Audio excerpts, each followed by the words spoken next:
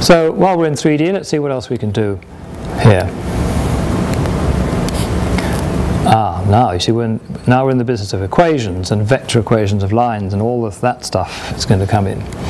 So what about equations in 3D? What I'd like to do is to have a look at conic sections. So what's the equation of a cone? I'm writing an article in England for a new online magazine we're creating, because it strikes me that when you write articles for things like NCTM, it's all on paper, isn't it? And you read them and you think, oh, I want to click on that, I want it to work. So we're doing an online version of the ATM magazine in England. It's launching on July the 1st. So I'm doing lots of things like this. So for example, I'm describing a carrot. I'm doing lots of ways of finding parabolas. And I think, well, if you have a carrot and you cut it parallel to one side, you should get a nice parabolic shape. And the trouble is you need a nice conical carrot for that.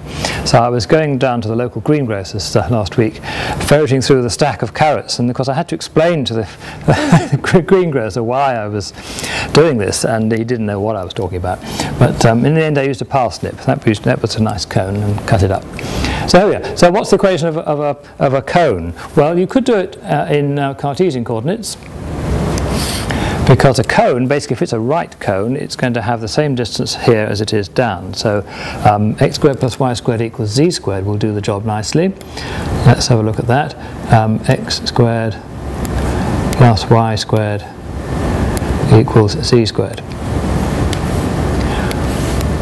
But then it got me thinking, well, if that's the case, what would happen if I didn't have z squared? Supposing I do that.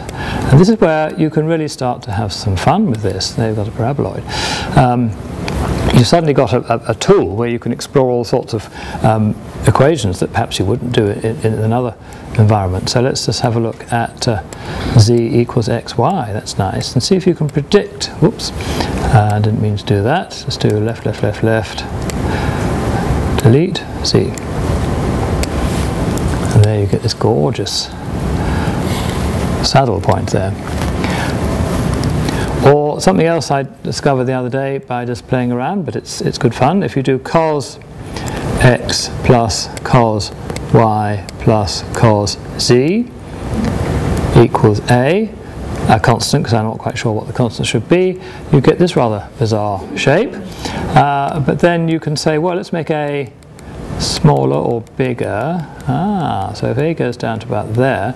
This is not unlike the sort of games that they do when you have to, if you just press control, you can actually wander through this thing and go here, and then take control off. Now let's turn, and we go out through this hole. So these sort of adventure games, they're all just done in 3D, not necessarily with that equation, but you get the same principle. So what about my carrot? Well, I'd like to make a carrot out of a cone, and the simplest way to put a cone on is not that Cartesian equation, but simply r equals z, which is a cylindrical polar equation. But heavens, that's going to scare them, isn't it? But why should it scare them? R is simply how far you are from the z-axis. Z is how far you are up the z-axis. So if those two are equal, it's going to produce a cone, and that's all it is. Ready, steady, go. Very nice.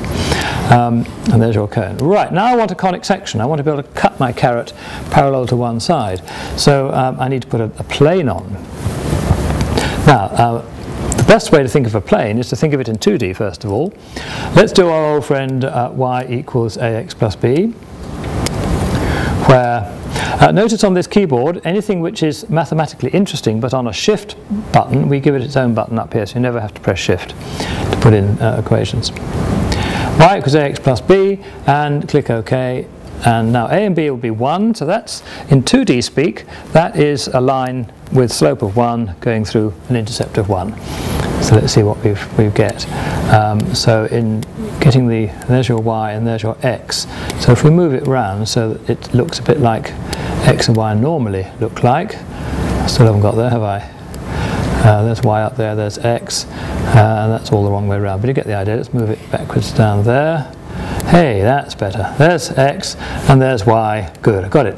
And that's your line at 45 degrees, isn't it? That's your y equals ax plus b. Now, in fact, it's not quite the one I want. So I'm going to double-click on this and change that y to a z. But the same principle applies. It's going to be a plane, but this happens to be the absolute spot-on one because it's parallel to that edge. So I've chopped up my carrot, and of course I get a nice parabolic carrot. So what would happen if I took these values are for the constant controller now. I'm now going to increase A. Now, if you think of this as a straight line with a slope of A, if I make A bigger, what's going to happen? The bottom's going to come down and the top's going to go up like that. So I reckon that's going to start bumping into the bottom half of the cone. So let's see if that does indeed happen. Yes, look at that. So now we've got your hyperbolas. And if you come the other way, you start to have closed surfaces, and that of course is the ellipse. It's quite nice to look at that behind and see why that's happening.